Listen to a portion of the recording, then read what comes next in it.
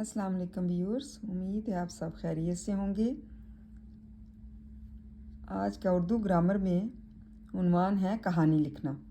मतलब पिछली वीडियो में मैंने आपको कहानी जो है वो बताई थी, उसका आधा हिस्सा बताया था और इसमें पूरा हिस्सा जो है वो बयान कर रही हूँ। पूरी कहानी जो मुकम्मल हो जाएगी। इत्तफाक में बरकत है।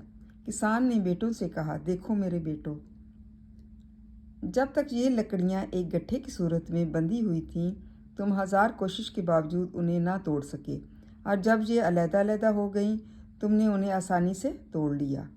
याद रखो, तुम सब भी इन लकड़ियों के गट्ठे की तरह आपस में मुत्तहिद और यकजान रहोगे तो दुनिया की कोई ताकत तुम्हें नुकसान ना पहुंचा सकेगी। किसान की नसीहत काम कर गई। चारों भाइयों ने अपने बाप से वादा किया कि वो आइंदा हमेशा इत्तेफाक और मोहब्बत से रहेंगे। ये सुनकर किसान का दिल खुश हो गया और दुआएं दी। नतीजा सच है, इत्तेफाक में बरकत है।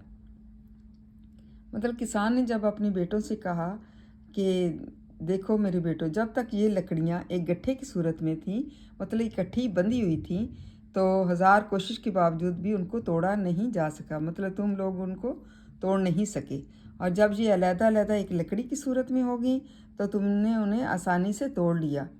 याद रखो, तुम सब भी इन लकड़ियों के गट्ठे की तरह आपस में इत्तेफाक और यकजान होकर रहोगे तो दुनिया की कोई ताकत जो है वो तुम्हें नुकसान नहीं पहुंचा सकती। क्योंकि इंसान जो है जब इकट्ठा होता है तो कोई भी किसी पर वो कोई कुछ भी उसको नहीं कहा जा सकता, लेकिन जब वो अलग अलग होते हैं तो फिर वो नुकसान जो है उनको पहुंचता है।